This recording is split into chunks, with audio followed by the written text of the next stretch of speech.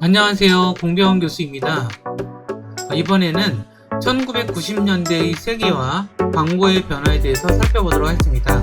전체적으로는 베네통의 도발적인 사회 메시지 광고 캠페인, 그리고 애플 컴퓨터의 Think Different 캠페인, 그리고 이어서 네트워크의 네트워크라고 하는 인터넷이 탄생하는 과정, 더불어서 월드와이드 웹과 HTML에 대해서 살펴봄으로써 1990년대에 일어났던 세계화 광고의 변화에 대해서 함께 공부하는 시간을 가져보도록 하겠습니다.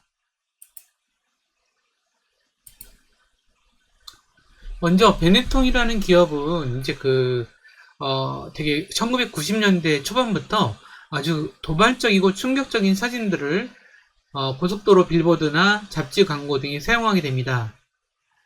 시선을 끌어모으고 다양한 사회적 논의의 중심에 브랜드가 서게 만든 것이거든요. 이것은 이전까지 없었던 새로운 광고 캠페인의 전략이라고 볼 수가 있습니다. 브랜드의 정체성을 사회적 책임과 연결시키려는 시도라고 볼 수가 있습니다. 서로 다른 피부색을 가진 아이들이 함께 포즈를 취하는 사진이나 아프리카 아이의 머리에 미국인이라는 글자를 새긴 이미지, 이런 것들을 통해서 베네통은 무엇을 이야기하는 것일까요? 인종과 문학의 장벽을 허물고 인류 평등을 강조하고 싶었던 것입니다.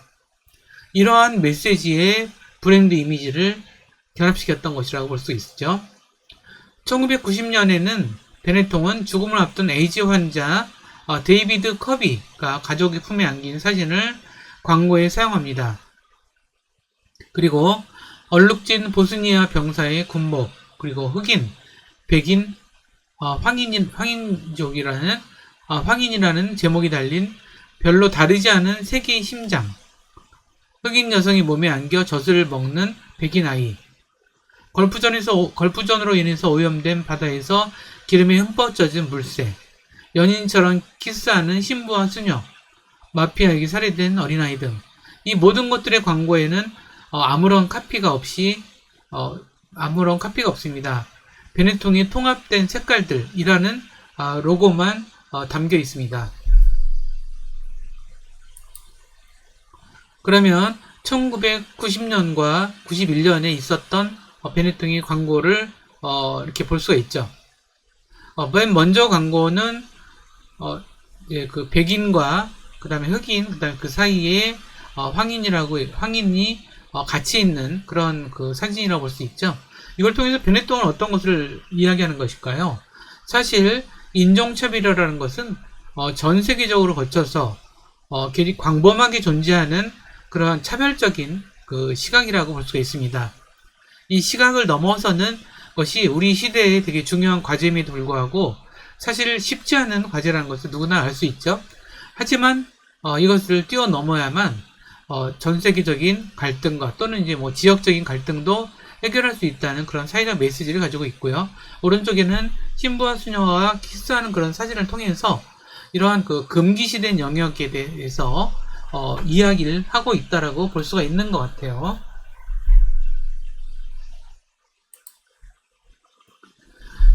이 베네통의 그 도발적 사회주의 메시지를 통한 광고라고 하는 것에는 이 베네통 그룹의 광고 디렉터인 올리비에르 토스카니가 있습니다. 그는 사회적으로 금기된 이야기, 주류 세계가 인정하고 싶지 않은 그런 사실들, 그리고 긍정적이지 않다는 이유로 잊혀진 사건들, 이런 것을 들춰내서 적나라하게 보여주는 사회적 메시지 광고를 사용합니다. 그리고 항상 베네통은 이 통합된 컬러를 가지고 있다라고 하는 카피를 사용합니다. 베네통의 광고 캠페인은 제품을 중심으로 하는 기존 광고와는 다른 사회적 이슈와 메시지를 강조하는 전략이라고 할 수가 있습니다. 따라서 의류 제품을 홍보하기보다는 인종차별, 질병, 전쟁, 환경 문제, 성적 소수자 권리 등 중요한 사회적 주제를 광고의 핵심으로 가져오게 되는 방식이라서 소비자들에게 강한 인식을 남기면서 브랜드에 대해서 의식 있는 기업으로 자리매김하고 있는 것입니다. 이런 베네통의 광고는 충격적이면서 도발적인 비주얼로 항상 큰 주목을 받아왔습니다. 광고 이미지들은 논란을 불러일으킬 만큼 강렬했으며 사람들의 시선을 끌어모으기에 어떤 끌어모으고 다양한 사회적 논의의 중심에 서게 만들었습니다. 이는 브랜드의 정체성을 사회적 책임과 연결시키는 전략이라고 이야기할 수 있습니다. 이것은 베네통의 광고 캠페인으로서 대단히 재미있는 거죠. 대단히 재미있는 광고 캠페인인데 90년대 있었던 것인데 90년대에 2000년대 걸쳐서 있었던 광고들인데 보면은 되게 이렇게 국가적으로 엄청난 그 갈등을 일으키고 있는 그러한 국가들의 그 정상들이 또 심지어는 카톨릭과 이슬람의 정상 또는 여러 가지 그 갈등을 일으키는 국가들이 서로 이렇게 키스하는 장면을 담아냄으로써 상당히 파격적인 그 광고라고 볼 수가 있습니다. 이어서 애플 컴퓨터의 싱크 디플런트 캠페인도 이 베네통하고는 좀 다르긴 하지만 또 다른 의미에서 되게 중요한 메시지를 담고 있다고 볼 수가 있어요. 1997년에 맥킨토시는 더 이상 독특한 컴퓨터가 아니었죠. 이미 IBM PC들도 그래픽 사용자 인터페이스를 다 채택을 하고 누구나 다 윈도우 방식으로 사용하는 시대가 본격적으로 이제 등장을 하게 됨으로써 이제 그랬는데 스티브 잡스가 이제 복귀를 하게 돼요. 그때쯤에 1997년쯤에 그러면서 이제 그 싱크 디플런트 카피를 앞세운 광고 캠페인을 만들면서 혁신적인 애플의 브랜드 가치를 본격적으로 내세우게 됩니다. 이 싱크 디플런트 캠페인은 스티브 잡스가 죽은 2011년 이후에도 2016년까지 계속 이제 이어져서 나타나게 이제 펼치게 되는 애플의 광고 캠페인이라고 볼 수가 있는데 보면 광고에는 주로 아인슈타인과 밥 딜런, 마르틴 루터 킹, 그 다음에 존 레논, 요코 오노, 에디슨, 무하마드 알리, 간디, 알프레도 히치콕, 파블로 피카소, 마샤 그레임 등이 출연을 합니다. 그래서 이들이 출연하는 이 광고에는 무엇을 광고를 하고 싶어 했을까요? 아이맥, 아이팟, 아이폰, 아이패드 이런 것들이 이런 혁신적인 제품들을 연달아 내놓으면서 이렇게 광고에서 싱크 디플런트라는 캠페인을 내세우면서 브랜드의 철학 그리고 생산된 가치 제품의 가치가 이런 것들을 다 연결시키는 그런 광고 캠페인을 진행하는 것이죠. 여기서는 싱크 디플런트 캠페인에는 다음과 같은 구절이 있어요. 여기 미친 이들이 있습니다. 혁명가, 문제야. 하지만 이들은 사물을 다르게 봅니다. 다른 이들은 미쳤다고 말하지만 저희는 그들에게 천재성을 봅니다. 미쳐야만 세계를 바꿀 수 있다고 생각하기 때문입니다. 그래서 이제 1997년부터 2016년까지 지속된 싱크 디플런트 광고 포스터들입니다.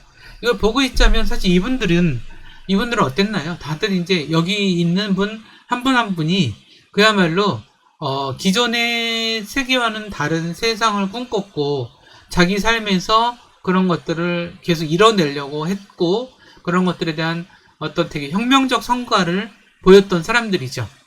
이분들에 대한 판단들은 조금씩 다를 수는 있겠지만 분명한 것은 이들은 세상을 좀 다르게 봤고 그들 스스로 미쳐서 그걸 위해서 매진했던 예술가, 정치인, 철학가, 종교인, 그 다음에 음악가, 이런 분들이라고 볼 수 있겠죠. 애플은 이런 새로운 세상을 다르게 보고 싶었고, 다르게 만들고 싶었고, 그래서 미친 듯이 무언가를 위해서 투쟁하고 싸워왔던 이들을 자신들의 광고 캠페인에서 사용했다는 것을 알 수가 있습니다. 이 시기에 1990년대 우리가 중요하게 생각해야 될 것은 뭐냐면 인터넷이 본격적으로 이제 사용됐다라고 하는 것을 좀 우리가 생각할 필요가 있는데요. 물론 인터넷이라고 하는 기술의 등장은 1969년에 아르파넷이라는 시스템을 구축하면서 시작된 것입니다. 사실 아르파넷은 1969년에 미국 국방부 산하의 고등연구계획국이라는 곳에서 만들어낸 기술인데요. 이 시점에 캘리포니아의 대학 그리고 캘리포니아 로스앤젤레스의 대학들 그다음 산타 하버러라든가 스탠퍼드 대학 이런 연구소들이 여기에 참여함으로써 당시에 컴퓨터와 컴퓨터를 연결해서 데이터를 주고받는 그런 기술이었어요. 이 기술이 이제 도입된 이유는 당시에 이제 그 사회주의권과 자본주의권이 계속 냉정체제가 지속되면서 핵전쟁이 벌어지더라도 어떻게 데이터를 보관하고 공유할 수 있을 것인가에 관한 연구의 일환으로서 진행된 것이었고요. 그럼으로써 이것은 어떤 특정한 중앙 서버 없이도 컴퓨터들 간의 연결을 통해서 분산형으로 네트워크 구조를 가지려고 했던 시도라고 볼 수가 있고요. 이러한 기술적인 그런 실험들 또는 개발들이 이어서 이뤄지고 있는 인터넷이라고 하는 개방성과 정보 공유의 문화의 기초를 만들었다라고 하는 점에서 중요한 의미를 지니고 있습니다. 그래서 이런 그 당시에 이뤄진 그 컴퓨터 시스템을 보면은 인터넷이라고 하는 그런 방식의 기술이지만 이것은 TCP/IP라고 하는 컴퓨터와 컴퓨터가 서로 통신할 수 있는 프로토콜, 통신할 수 있는 서로 간의 규약이라고 볼 수 있죠. 이런 규약을 통해서 컴퓨터와 컴퓨터가 서로 데이터를 주고받을 수 있는 네트워크를 생각을 했던 것이고, 이런 어떤 TCP/IP의 기본적인 아이디어를 생각해낸 빈튼 서퍼, 팝컨 이런 분들이 네트워크를 지향한다는 의미에서 당시에 인터넷이라고 처음 부르게 됐습니다. 우리가 지금은 너무 일상 용어가 돼버린 인터넷이라는 용어가 이때부터 시작됐고, 인터넷은 전 세계의 컴퓨터들이 서로 연결돼서 TCP/IP를 이용해서 정보를 주고받는 지금까지 이어져 오고 있는 인터넷 기술의 가장 기본적인 그런 방식이 되고 있습니다.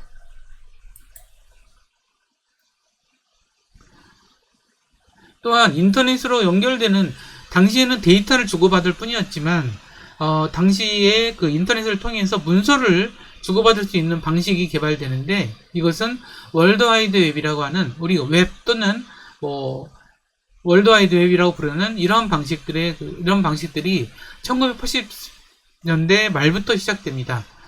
당시로서는 되게 제한된 형태로 이제 진행됐었지만 유럽 입자물리학 연구소에 있던 팀 버너스리 이분이 지금도 전 세계 인터넷과 웹의 표준을 계속 개발하고 정하는 작업에 진행을 하고 있는 분이긴 한데 이분이 서로 이런 월드와이드 웹이라는 그런 방식을 처음으로 개발하고 공식적으로 만든 분이라고 얘기할 수 있고요. 그럼 이 월드와이드 웹에는 서로 문서를 공유하고 연결되어 있다라고 얘기를 했는데 그 문서의 표준이 바로 HTML 문서라고 이야기할 수 있습니다. 이 팀 버너스리 박사는 굉장히 인터넷의 아버지라고 부를 정도로 인터넷에 되게 중요한 기초와 기반을 이뤄내신 분인데 당시에 1989년에 그 연구소에서 찍은 사진이라고 알려져 있는데 지금은 굉장히 나이가 많이 드셨어요. 근데 되게 많이 드셨는데 그야말로 우리가 쓰는 원래 인터넷 기술은 1969년에 데이터를 주고받는 정도로까지 그 정도로 개발이 됐지만 이때부터는 문서를 주고받는 지금의 우리가 알고 있는 상식적인 개념의 인터넷이 이분을 통해서 개발되고 표준 형식이 만들어지고 지금까지 발달되어 왔다는 것을 우리가 되게 중요하게 미디어와 커뮤니케이션의 관점에서 중요하게 기억해둘 필요가 있습니다. 이 웹이라고 부르는 월드와이드 웹은 세계적 차원의 거미줄 또는 거미줄 모양의 연결망을 뜻합니다. 따라서 웹은 하이퍼텍스트의 특성을 지니고 있습니다. 하이퍼텍스트는 문서를 읽는 사람이 비순차적으로 텍스트의 전개 원리에 따라서 이제 읽는 그런 방식이라고 볼 수 있겠죠. 물론 이런 그 문서들은 어떤 컴퓨터인가 저장이 되어 있는 문서라고 볼 수 있는데 이런 데이터베이스 인터넷이 이런 문서와 링크를 통해서 끊임없이 연결되어 있는 세계적인 연결망을 갖추게 되는 것이 바로 우리가 지금 웹브라우저를 통해서 보고 있는 그런 웹의 세상이라고 볼 수가 있죠. 이것은 공식적으로는 1991년 8월 6일 날 처음 서비스를 시작을 합니다. 그리고 세계 최초의 홈페이지도 이때 공개가 되죠. 그래서 이런 것들을 웹브라우저를 통해서 작동을 시켜서 검색하는 그런 어떤 방식들이 이때 팀버너스리에 의해서 만들어졌고 URL, 즉 우리가 지금 알고 있는 웹 주소를 이야기하는 이런 기준도 이때 만들어졌고요. 그 다음에 웹에서 하이퍼텍스트, 즉 서로 문서들을 주고받는, 연결된 문서들을 주고받는 방식인 프로토콜인 HTTP, 세계 최초의 웹 브라우저인 넥서스, 이런 것들이 이제 처음으로 만들어지고 개발된 시점이라고 볼 수가 있습니다. 그래서 결국은 이런 웹 문서를 볼 수 있는 웹 브라우저가 이 이후로 지속적으로 개발되거든요. 그러면서 이때 홈페이지도 개발되는데, 지금은 뭐 굉장히 많은 웹 브라우저가 있어요. 우리는 지금 저는 주로 여기서 이 크롬하고 엣지를 주로 사용하고 있지만, 지금 맥킨토시 쪽에서는 사파리라든가 이런 것들을 되게 많이 사용하고 있고, 이미 되게 다양한 웹 브라우저가 사용되고 있다는 것을 우리는 좀 알 수가 있고요. 이를 통해서 우리는 새로운 어떤 그 웹 중심의 인터넷의 세상에 현재까지 살고 있다는 것을 알 수가 있습니다.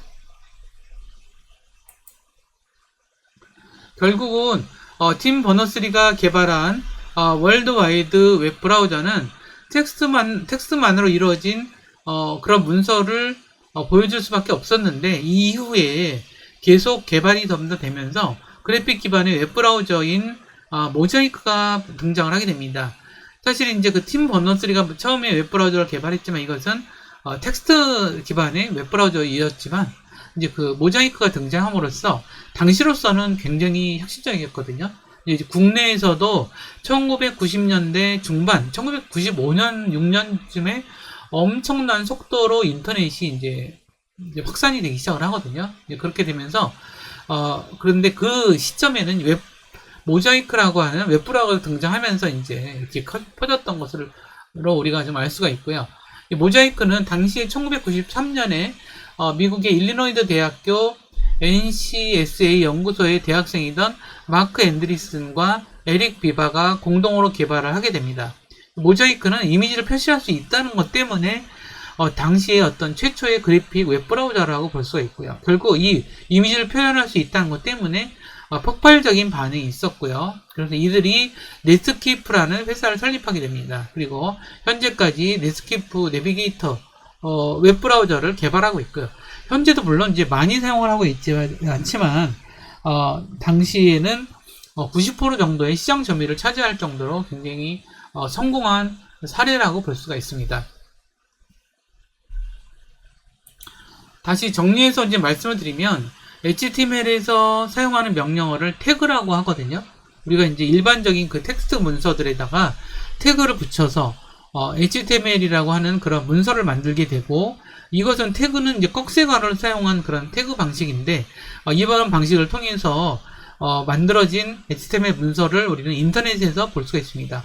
이 방식은 당시에 개발되긴 했지만 현재까지도 같은 원리로 사용되고 있는데, 지금은 이제 HTML이 여러 가지 버전으로 발전이 돼요. 당시가 HTML 1.0이라고 한다면 지금은 HTML 3.0, 4.0, 5.0으로 되게 계속 개발된 그런 그 추세로 가고 있고요.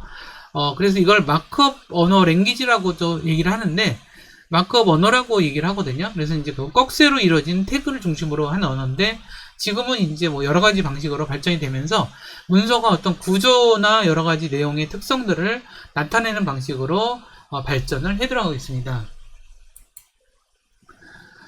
정리해서 이제 말씀을 드리면, 1990년대의 세계와 광고의 변화에 대해서 우리가 꼭 짚고 넘어야 할 것은 이제 베네통의 새로운 광고 전략이었던 것 같아요. 이전에는 없었던 1990년대 초반부터 되게 도발적이고 충격적인 사진들을 고속도로 빌보드나 잡지 광고에 실으면서 시작이 됐는데, 단순히 시선을 끌기 위한 것들이라보다는 사회적으로 되게 중요하고 세계적으로 중요한 이슈들을 광고에 담아내서 브랜드 정체성을 사회적 책임과 연결시키는 그런 방식의 전략을 취한 걸로서 되게 유명하게 볼 수가 좀 있고요.